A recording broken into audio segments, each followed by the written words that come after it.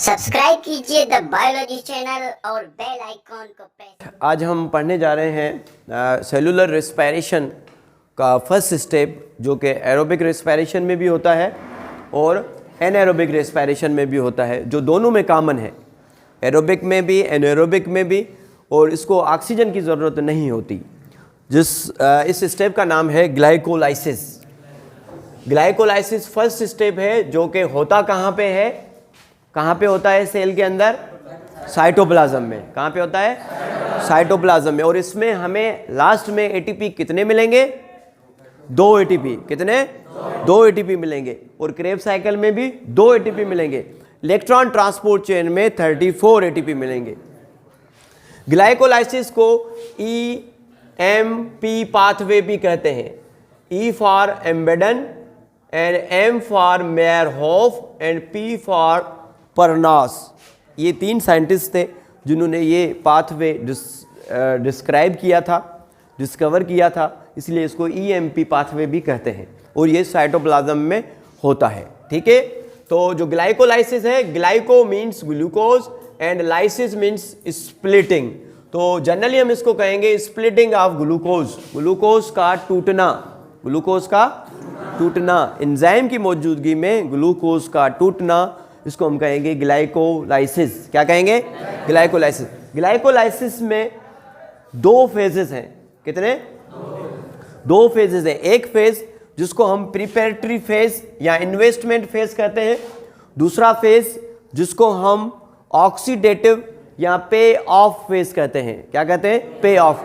जैसे आप कोई दुकान खोलते हैं या कोई भी ऐसा बिजनेस करते हैं, तो सबसे पहले आप बिजनेस में अपने पैसे लगाते हैं ना, तो इसको आप कहते हैं इन्वेस्टमेंट। क्या कहते हैं, इन्वेस्टमेंट। लास्ट में अपना जो लगाए हुए अपने पैसे हैं वो निकाल के बाकी देखते हैं कि आपको यील्डिंग क्या मिली है या आपको बचत क्या हुई है। तो जो ग्लाइकोलाइसिस है, इसको भी हमने 2 स्टेप्स में डिवाइड किया हुआ है। एक इन्वेस्टमेंट फेज है, दूसरा यील्डिंग फेज या ऑक्सीडेटिव फेज या पे ऑफ फेज, जिसमें आपको मुनाफा मिलेगा। अब ग्लूकोज को तोड़ने के लिए सबसे पहले हम इसको एटीपी देते हैं। क्या करते हैं, एटीपी देते हैं।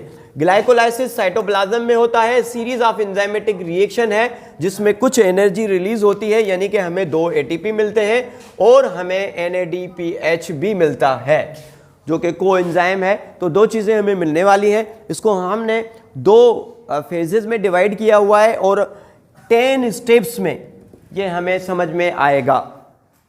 जो 5 स्टेप हैं, ये ऊपर वाले जो मैंने लकीर निकाली है, ये है इन्वेस्टमेंट फेज। ये क्या है बेटा, इन्वेस्टमेंट फेज है। और ये जो नीचे वाला है, ये यील्डिंग फेज है। ये यील्डिंग फेज है, यहाँ इसको हम ऑक्सीडेटिव फेज भी कह रहे हैं। तो सबसे पहले जो ग्लूकोज है, ग्लूकोज के अंदर कितने कार्बन है, कितने कार्बन है, 6 कार्बन है। 6 कार्बन है ग्लूकोज के अंदर, 6 कार्बन है ना। इसको हम 1 एटीपी देंगे। जब इसको हम 1 एटीपी देंगे तो एटीपी चेंज हो जाएगा एडीपी में, और एटीपी से टर्मिनल फॉस्फेट ऐड हो जाएगा कार्बन नंबर 6 पे। ग्लूकोज के कार्बन नंबर 6 पे आके फॉस्फेट लग जाता है।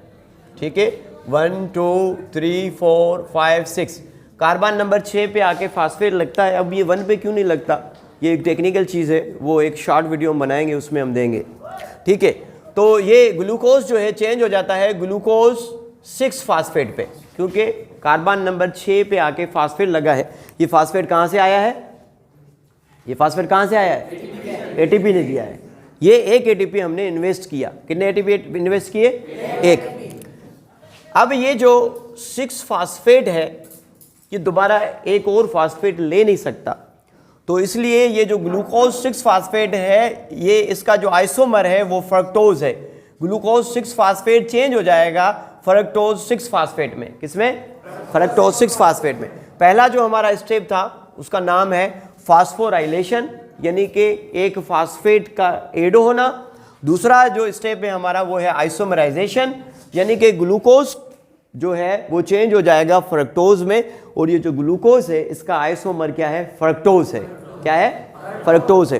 फ्रक्टोज को हम दूसरा एटीपी देंगे, दूसरा जब हम एटीपी देंगे तो एटीपी चेंज हो जाएगा एडीपी में, और इसका जो फास्फेट है वो जो है फ्रक्टोज के कार्बन नंबर 1 पे लग जाएगा, कार्बन नंबर 1 पे लग जाएगा। तो ये जो फ्रक्टोज 6 फास्फेट है ये चेंज हो जाएगा फ्रक्टोज 1,6 फास्फेट में। किसमें? फ्रक्टोज 1,6 फास्फेट में। ये जो हमारा पहला स्टेप था, ये हमारा दूसरा स्टेप था आइसोमराइजेशन। ये हमारा तीसरा स्टेप है जिसको हम कह रहे हैं फास्फोराइलेशन। क्या कह रहे हैं? फास्फोराइलेशन। तीसरे स्टेप में दोबारा हमने एटीपी दिया है, तीसरे स्टेप में दूसरा हमने एटीपी इन्वेस्ट किया है। ठीक है। जो नंबर 4 प्रोसेस है एंजाइमेटिक स्प्लिटिंग, यहाँ पे एंजाइमेटिक स्प्लिटिंग होगी और ये जो ग्लूकोज है ये ग्लूकोज फ्रक्टोज 1,6 फास्फेट 2 टुकड़ों में टूट जाएगा। एक टुकड़ा जिसको हम कहेंगे ग्लाइसरॉल्डिहाइड 3 फास्फेट, जो दूसरा है टुकड़ा उसको हम कहेंगे डाईहाइड्रोऑक्सी एसीटोन फास्फेट, डाईहाइड्रोऑक्सी एसीटोन फास्फेट। तो 2 टुकड़े हमें मिलेंगे 3-3 कार्बन वाले। कितने कार्बन के? 3-3 कार्बन वाले 2 टुकड़े हमें मिलेंगे और यहाँ पे इन्वेस्टमेंट फेज हमारा कंप्लीट हो जाएगा। मगर इससे पहले क्या होगा? आइसोमराइजेशन दोनों में होगी। होगा क्या कि ये जो डाईहाइड्रोऑक्सी एसीटोन फास्फेट है और ग्लाइसरॉल्डिहाइड 3 फास्फेट है, ये दोनों आपस में इंटर कन्वर्टेबल हैं, ये दोनों आपस में चेंज हो सकते हैं। G3P DHAP में चेंज हो सकता है, DHAP चेंज हो सकता है किसमें? G3P में। तो ये जो DHAP है ये G3P में चेंज हो जाएगा, जिसको हम कहेंगे ग्लाइसरॉल्डिहाइड 3 फास्फेट। अब हमें 3 कार्बन वाले ग्लाइसरॉल्डिहाइड 3 फास्फेट के 2 मॉलिक्यूल मिले। कितने? 2 मॉलिक्यूल। अब दोनों में हमारा जो नेक्स्ट जो फेज है ऑक्सीडेटिव फेज या पे ऑफ फेज होगा, ऑक्सीडेटिव फेज या पे ऑफ फेज होगा। क्योंकि दोनों में एक ही चीज होनी है तो हम एक को इसको ग्लाइसरॉल्डिहाइड 3 फास्फेट को लेंगे और इसको हम कंसीडर करेंगे कि ये चीज इसमें हो रही है। तो यहाँ पे हम डबल करके लिखेंगे। क्या करेंगे? डबल करके लिखेंगे। तो ये जो 2 ग्लाइसरॉल्डिहाइड 3 फास्फेट है, सबसे पहले स्टेप नंबर 6 में इसमें क्या होगा? डीहाइड्रोजनेशन और फास्फोराइलेशन दोनों साथ होगी। डीहाइड्रोजनेशन मीन्स के यहाँ से ग्लाइसरॉल्डिहाइड से 2 हाइड्रोजन रिलीज होंगे, क्योंकि 2 हम मॉलिक्यूल एक साथ देख रहे हैं तो यहाँ से हाइड्रोजन 2 रिलीज होंगे और NADH 2 को 2 हम कंसीडर क्यों कर रहे हैं? क्योंकि 2 को हम एक साथ देख रहे हैं, 2 ग्लाइसरॉल्डिहाइड को हम एक साथ देख रहे हैं। ठीक है, क्या कर रहे हैं? 2 ग्लाइसरॉल्डिहाइड को हम एक साथ देख रहे हैं। तो 2 NAD प्लस चेंज हो जाएंगे 2 NADH2 में, और 2 फास्फेट साइटोप्लाज्म से आएंगे और ऐड होंगे ग्लाइसरॉल्डिहाइड 3 फास्फेट में, और ग्लाइसरॉल्डिहाइड 3 फास्फेट चेंज हो जाएगा 1,3 बिसफास्फोग्लाइसरेट में। तो 1,3 बिसफास्फोग्लाइसरेट के हमारे पास मॉलिक्यूल कितने हैं? 2। कितने? 2, क्योंकि यहाँ पे हमें G3P 2 मिले थे तो दोनों में एक साथ हम देख रहे हैं। तो इसमें कार्बन कितने हैं? कार्बन है 3। कार्बन कितने हैं? 3। कार्बन नंबर 1 पे भी फास्फेट है और कार्बन नंबर 3 पे भी फास्फेट है, कार्बन नंबर 3 पे भी फास्फेट है। इसलिए हम इसको कर रहे हैं 1,3 बिसफास्फोग्लाइसरेट, मीन्स 1 पे भी फास्फेट है और 3 पे भी फास्फेट है। ठीक है।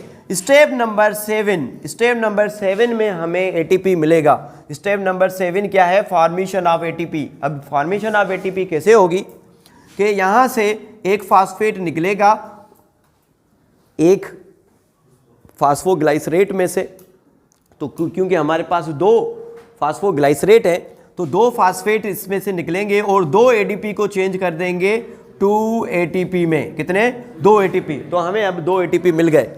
और ये जो 1,3 बिसफास्फोग्लाइसरेट है ये चेंज हो जाएगा 3 फास्फोग्लाइसरेट में। किसमें? 3 फास्फोग्लाइसरेट में। एक फास्फेट कहाँ गया इसका?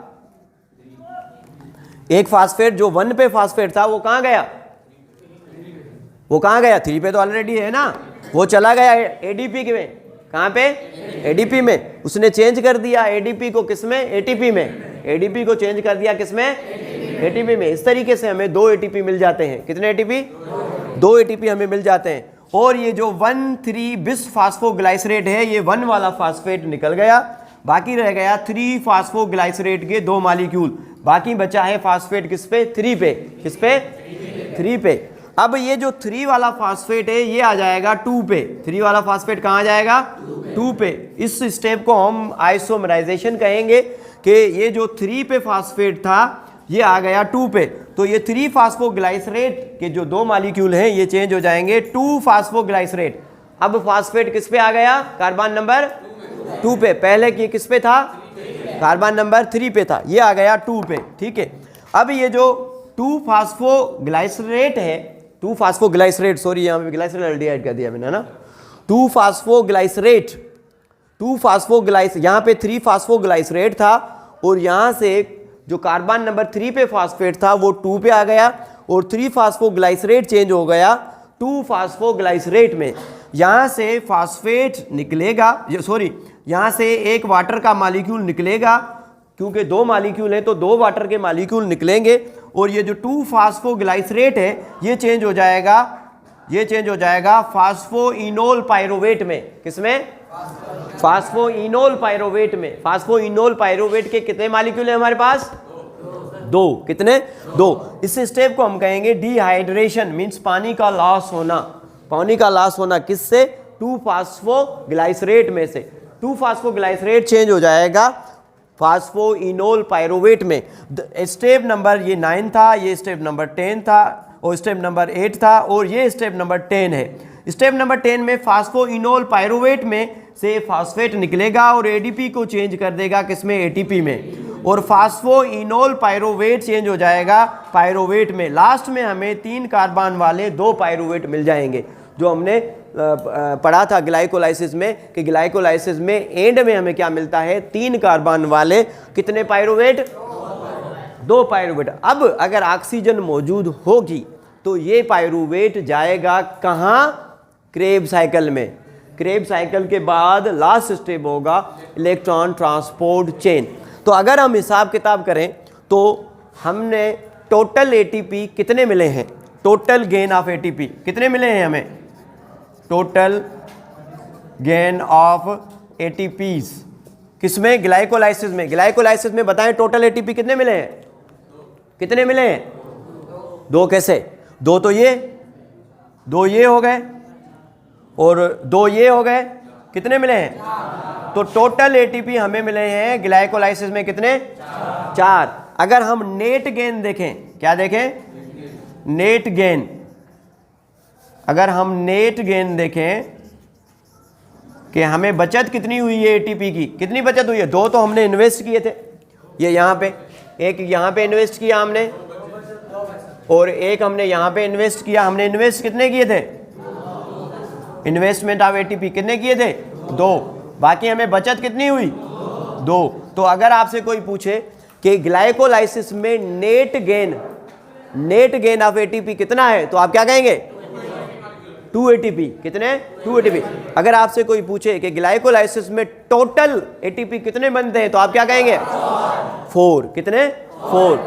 देखें 10 स्टेप में ग्लूकोज टूटता है और इसके 2 फेजेस हैं, एक इन्वेस्टमेंट फेज है, दूसरा ये जो नीचे वाला है ये ऑक्सीडेटिव फेज है। क्या है, ऑक्सीडेटिव फेज है। ये जो 10 के 10 स्टेप हैं ये आपको याद होने चाहिए। 1 मरतबा 2 मरतबा आप लिखेंगे और इसको देखेंगे कि कहाँ पे एटीपी लग रहे हैं, कहाँ पे एटीपी बन रहे हैं, और 1-2 मरतबा आप इसको पढ़ेंगे और याद करेंगे तो इंशाल्लाह आपको समझ में आ जाएगा। Thank you so much. अब कोई सवाल है तो पूछ लें।